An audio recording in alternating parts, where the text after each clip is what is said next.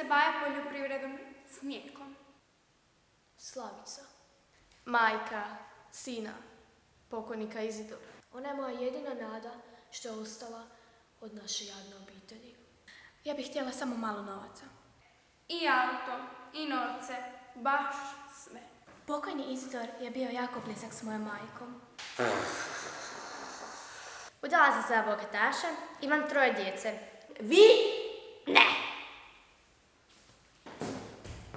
Dobar dan. Dobar dan.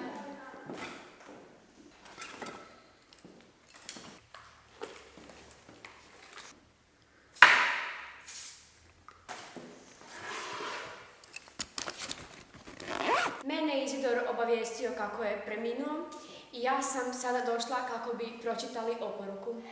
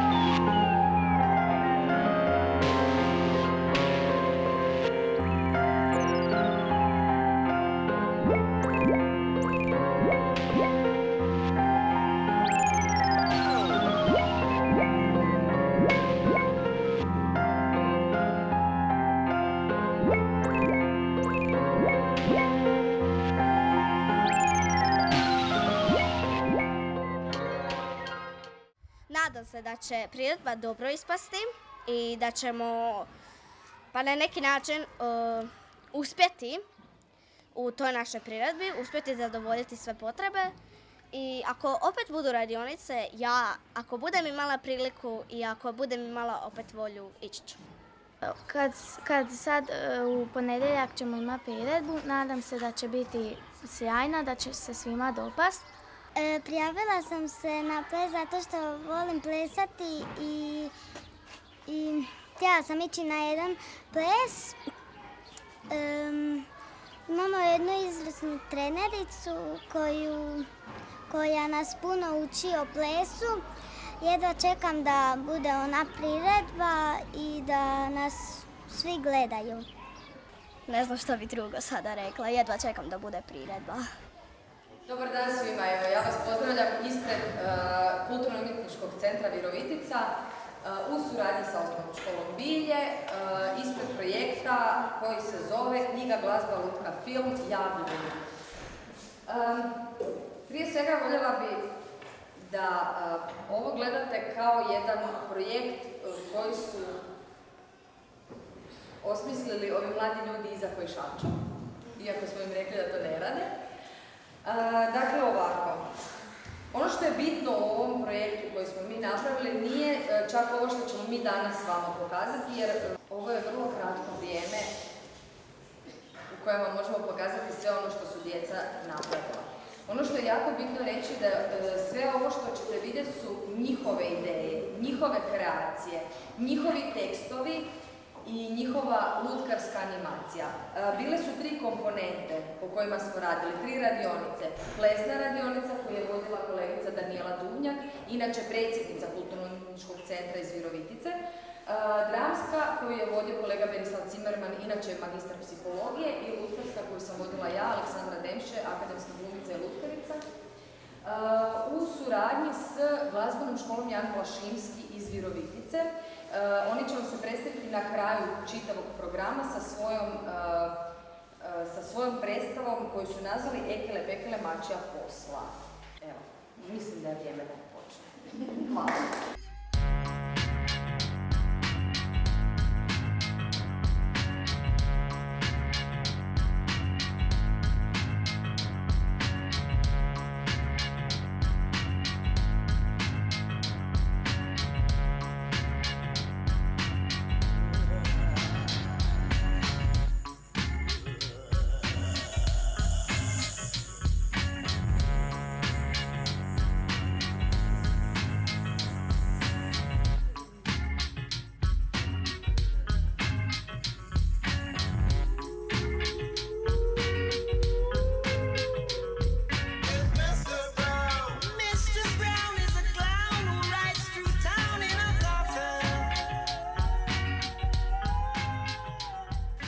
Velika vrijednost ovakvih projekata predstavlja i to što se u njih mogu uključiti i djeca s poteškoćama u razvoju, to sa različitim vrstama oštećenja. Znači, samim time je velika potreba isto da se u neke buduće takve aktivnosti uključi drugi stručnjaci kao što su defektolozi ili psiholozi, kako bi se upravo u suradnji sa umjetničkim područjima radilo što više na tome da se takva djeca ili takvi polaznici osjete i u školskom životu, a i kasnije što manje isključeni.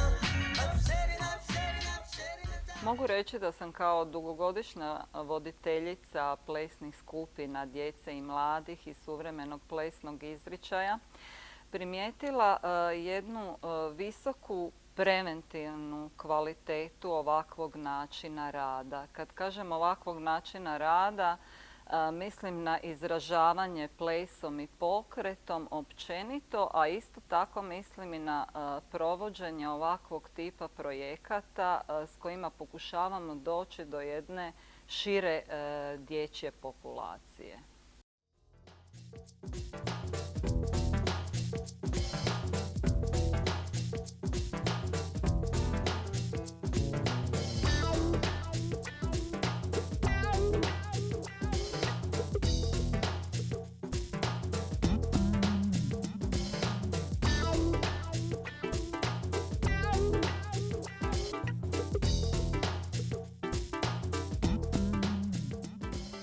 Što se tiče lutkarstva, primijetila sam da djeca koja imaju poteškoća u razvoju su vrlo kreativna i nažalost nismo uspjeli realizirati sve ideje koje su imali, ali većinu smo ipak realizirali.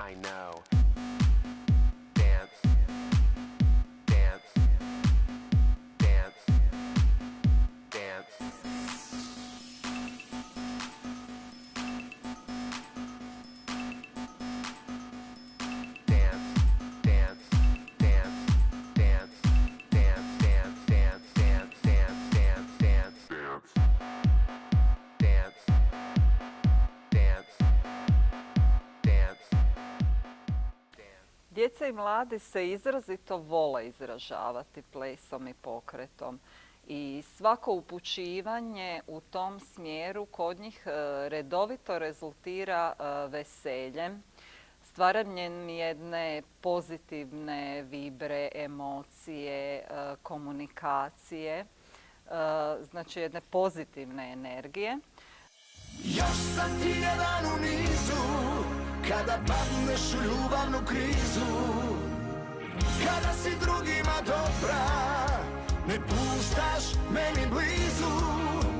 Još si slaba na one što te po gradu kao nagradu vode, jer takve fine princeze što nisu za veze.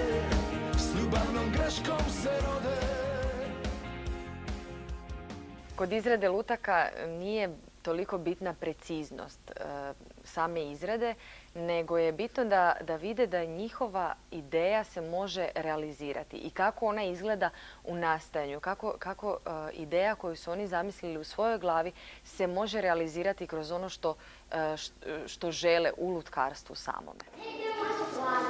Moja je ne, ja ću je. Dosta, recite se za klupe čokolade. Sad će biti ručak. Često puta kad se govori o kreativnosti se pod tim podrazumijeva neki prostor apsolutne slobode. To na neki način nije točno, međutim pogotovo u radu na ovakvim radionicama, znači sa djecom ili sa nekim mlađim učesnicima treba voditi računa kako bi se uspostavila neka optimalna ravnoteža između te slobode i odgovornosti, kako ne bi sve otišlo u neku anarhiju ili nekom nepoželjnom smjeru. I zato je isto tako bitno da takve projekte provode educirani, iskusni i stručni suradnici koji upravo mogu osigurati tu neku pravu kompoziciju. Znači kreativnosti, odgovornosti i slobode. Mama, dosadno mi je. Dobro, Arisa, hoćeš samo me nabrnjaviti?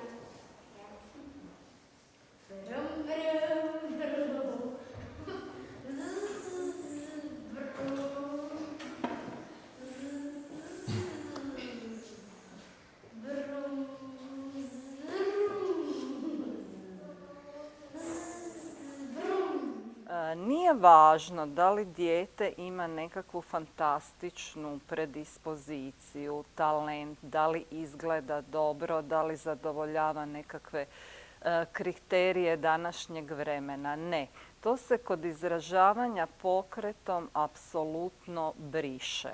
Ono je tu takvo kakvo jest i smije se izražavati na sebi svojstven način bez obzira kakvu predispoziciju fizičku ili psihičku ima.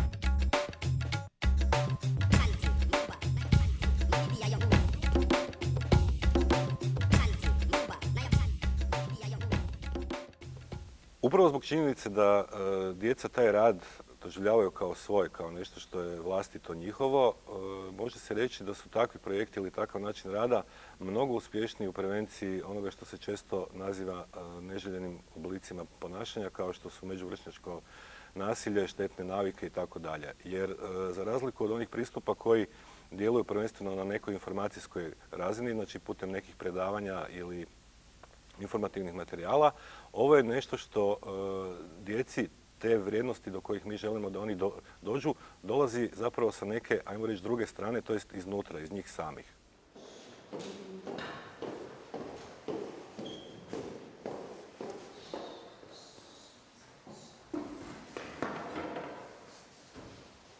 Ja sam Kata. Imam 23 godine i iz Virovitice sam.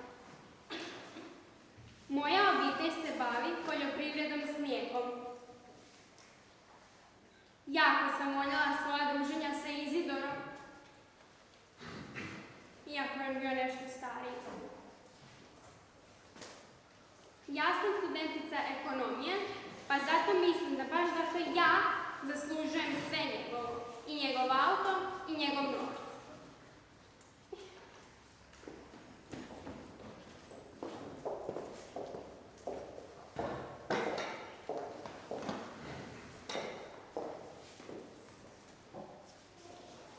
Ja sam Slavica, majka pokojnika Izidora. Moga sina. Znam da zaslužujem nešto od svoga sina, makar to nije pravilno, ali ja sam mu majka, ja sam ga dojela i rodila.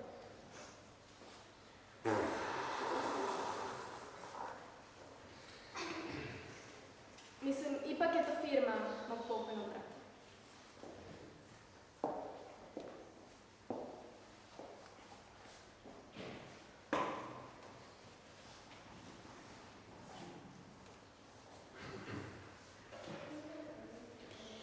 Ja sam Barica. Pokojni Izidor bio je jako blizak s mojom majkom. Ja bih htjela malo novaca samo da svoje djeci zaradim sobu. Imam sestru blizanku, Maricu. Ona udala se za bogataša i baš je boli briga. Tražim samo malo, to nije mnogo.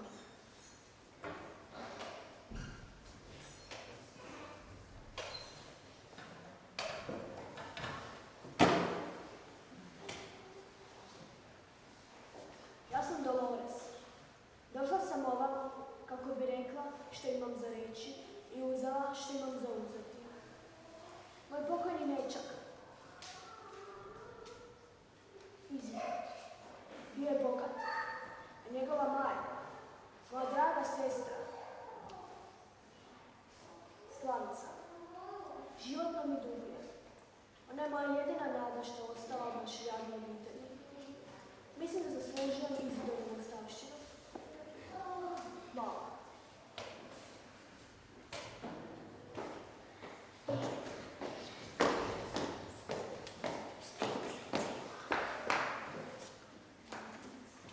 Ja sam Marca Medi. Udala se za bogataša, imam 3 djece. I kaj da ti velim, došla sam da pokupim ostavštinu, kaj mi je dragi Izidor ostavit, jer ja mislim da ja to zaslužim, jer su on i moja majka bili fakat vrlo bliski. Hvala.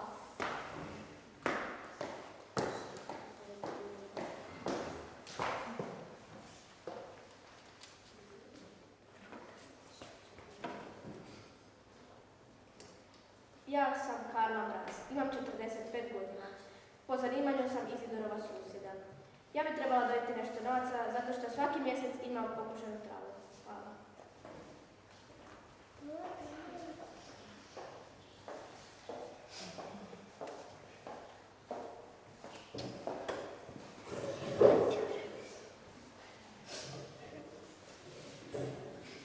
Dobar dan. Dobro jutro. Ja sam Teofilka Šarić. I kao zadnje i osnovno, ja zaslužujem novac, jer sam kćer. I fajant.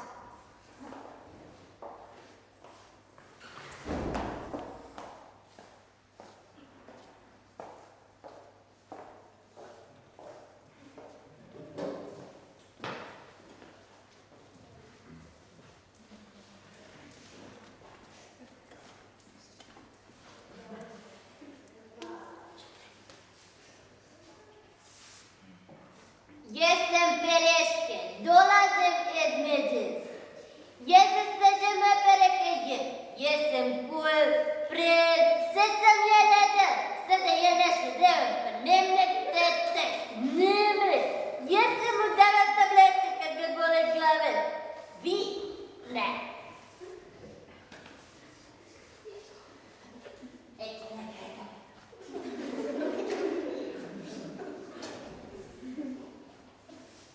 Kroz ovako kreativan i usmjeren način rada se na prirodan način rješavaju i vrlo kompleksni problemi kao što su režija ili dramaturgija. To su naši polaznici vrlo dobro zapravo usavršili jer su oni bili pokretači svojih priča, svojih ideja. Isto tako su oni bili najvažniji i kod postavljanja svoje priče na samu scenu.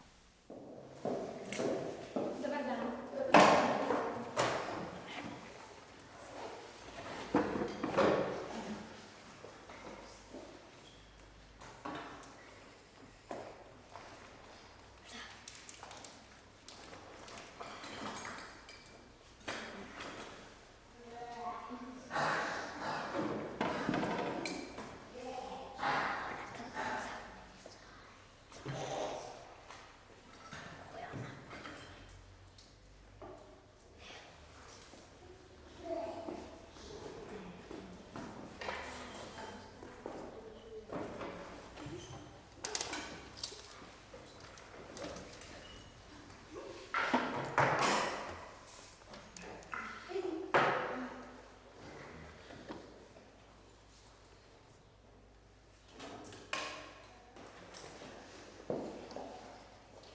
Ja sam Vanessa.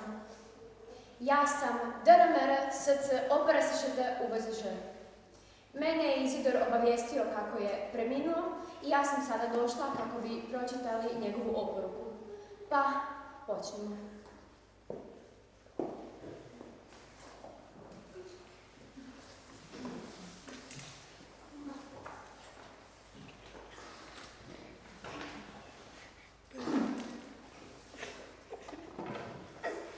Ja, Izidor Šarić, sve svojim novcem, kuće, vikendice, nakit, udjele u tvornicama, dionice, kosilice i perilice za veš. Ostavljam udruzi mačaka koja se bori protiv pretilosti.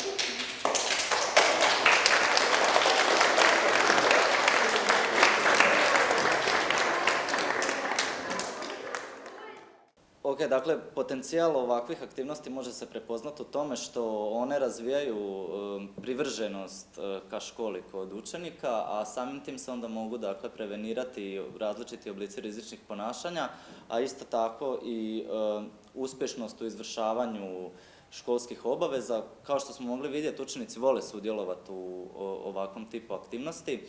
Simpatično je to, pogotovo što informacije što sam dobio na početku da je to njihova kreacija, da su oni to znači imali ideju i da ste vi samo njima potpomagali. To je nešto što onako baš lijepo prikazuje njihov.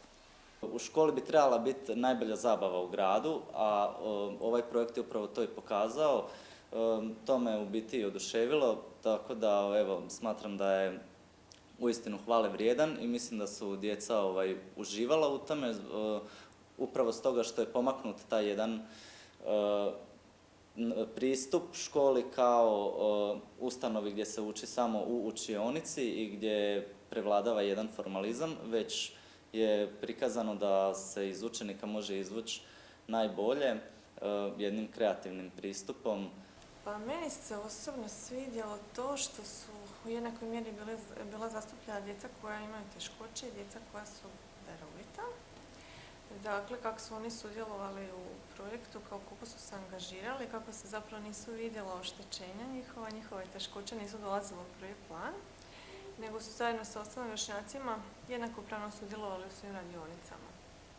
Tako da je to radilo na njihovom samopouzdanju, na njihovom emocionalnom planu i mislim da je to imalo uvelike utjecaja da se oni osjećaju bolje u školskom okruženju, da se osjećaju bolje i kompetentnije u svakodnevnom životu, što je zapravo nama i cilj da napravimo, ali nismo uvijek u mogućnosti zato što ih stišću radne obaveze i nekakav sustav koji je u nekoj mjeri za učenike koji imaju bilo kakvih poteškoća represivan.